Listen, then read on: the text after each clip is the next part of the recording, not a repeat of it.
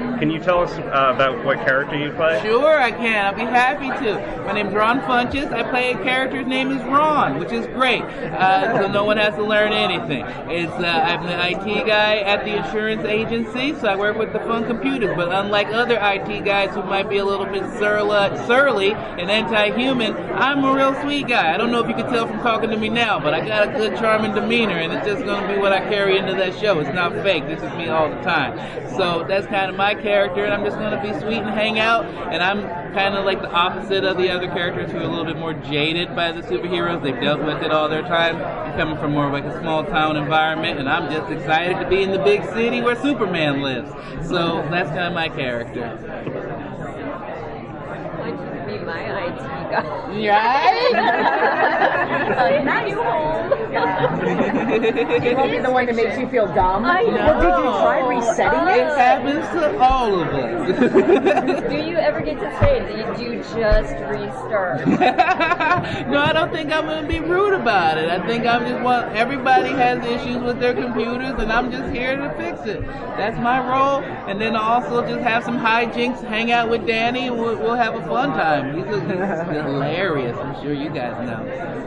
So what drew you to the show? What drew me to the show? I mean, that's a good question. I was just going to make a joke and say money, but I feel like it was a real question. I'll give you a real answer. I came off of another sitcom called Undateable that was canceled, and so I was kind of, and I do stand-up, that's my normal trade, so I kind of was just doing that and then pitching ideas for my own shows, and so I wasn't really even looking for another job on a sitcom unless it was really something that I liked. And when they asked me to come in, and they didn't even really have anything for me, they just wanted me to kind of pitch an idea of a character that I would do in their world, and anything that I saw that might have been missing from their world.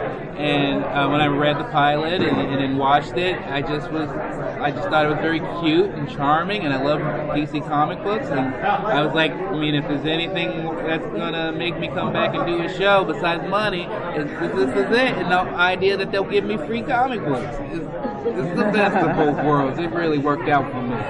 Were you a comic book geek? I'm a geek of all general types. I like a little bit of everything. I love comic books, I love pro wrestling, I love video games. So I'm not necessarily like an encyclopedia of DC knowledge, but I love like the Green Lantern, I love Flash, I love Superman, I love Batman. I love, I'm a general nerd. So, it's really fun for me in that way. And also my son is a bigger nerd, and so he was like, you should probably take this job. With that in mind, what character would you like to see come on the show or be mentioned peripherally? Or I want to have Wonder Woman come on the show and have a date with me, because that would be fun, right? Maybe they don't want that, but I want that.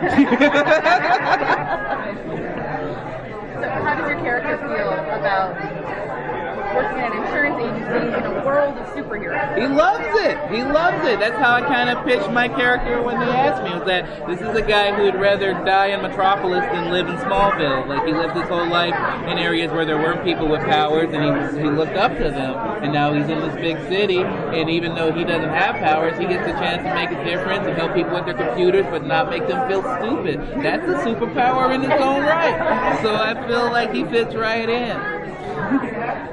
Honestly, this is a really fresh take on the whole genre. Could you elaborate on how you feel this show stands out? Oh, absolutely. Well, I feel like most superhero shows are about superheroes.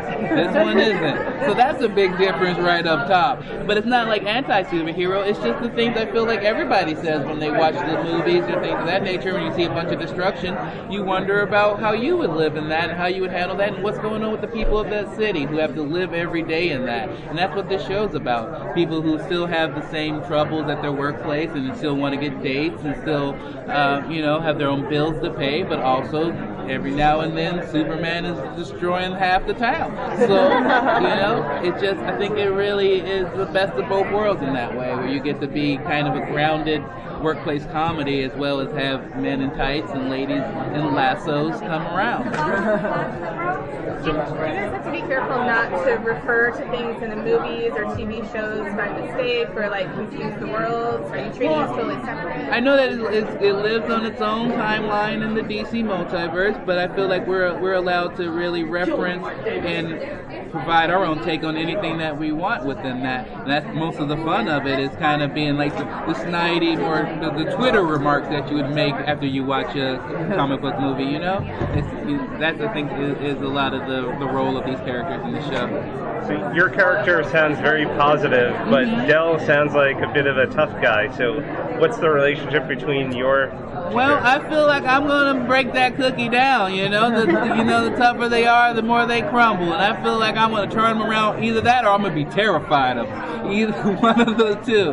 But I mean, Alan himself is he's just really fun to work with and has a really good comedic timing. And I mean, it's just a good cast. So I'm hoping for the best. What's going on, Akiva? Do I have to go now? Gonna wrap you up? Okay. We'll do one more. Or are we good? We're good. Okay. Thanks. Thank you guys. Thank you guys. It's a pleasure talking with you.